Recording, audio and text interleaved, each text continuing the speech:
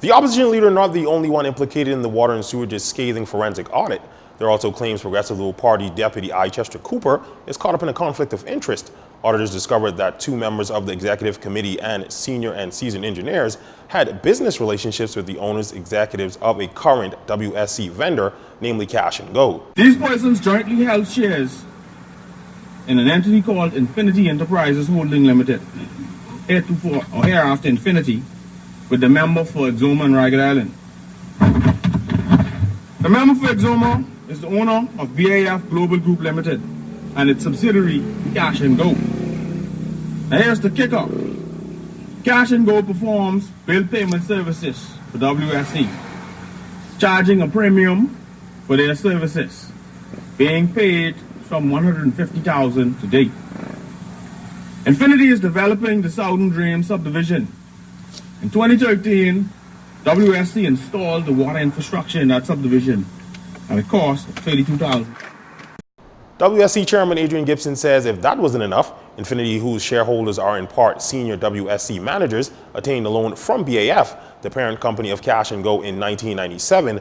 The current balance of that loan is about $430,000, and WSC executives are among the guarantees of that loan. But according to Mr. Gibson, here's what really is jaw-dropping. We discovered a current WSC vendor, not Cash and Go, a different vendor, performed construction services in that subdivision.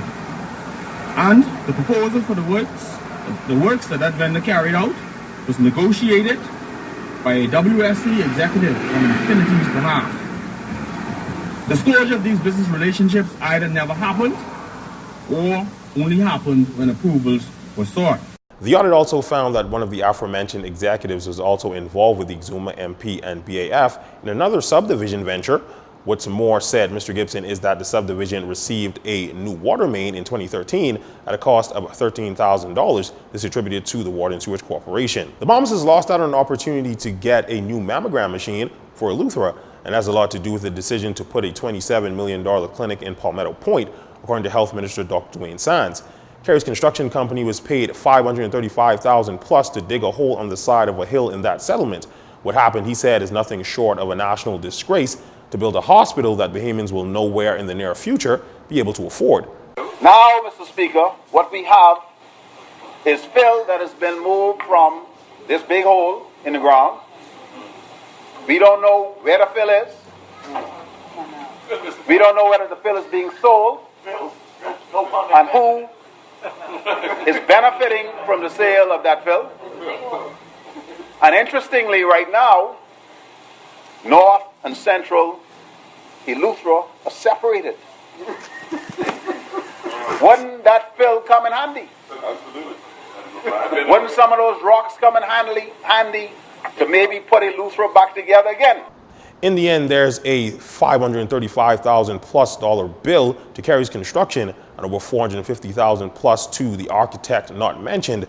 The cost of land, as Dr. Sands explains it, it's money that could have been used to complete renovations to the Mammography Center in Palmetto Point. After all, that was the U.S.'s only requirement for the Bahamas to get the machine. And according to the minister, those renovations were pegged at less than $100,000. Mr. Deputy Speaker, I am ashamed to admit that because money was diverted to dig this hole in the ground, that the Americans could not donate the mammogram machine to the people of the Bahamas. The machine has since been sent elsewhere. Dangerously high sea swells forcing the continued closure of Eleuthera's glass window bridge, and it'll remain that way until the necessary inspections have been done and the bridge is declared open for safe passage. This, of course, throws a monkey wrench in the plans of those who travel north to south, be it by boat or car, locals or tourists. In the case of the latter, Bahamas Air has added a leg to its morning flight into Governor's Harbor to proceed immediately into North Eleuthera and vice versa when it comes to its afternoon flight. Tourism officials are advising travelers who reside or are staying south of the Glass Window Bridge in Gregorytown, Governor's Harbor, or other settlements, and who have reservations on Delta, American Airlines, Silver Airways, or other carriers operating from the airport at North Eleuthera to allow additional time in traveling to the airport and to contact their carrier directly to confirm flight details. That aside, the Ministry of Tourism says it's deeply saddened to learn that several people climbing rocks near the bridge were injured, and American visitor Jonathan Braceau was swept offshore. Braceau remains missing. You're watching JCN News. Stay with us. This segment of the news was brought to you by Alive.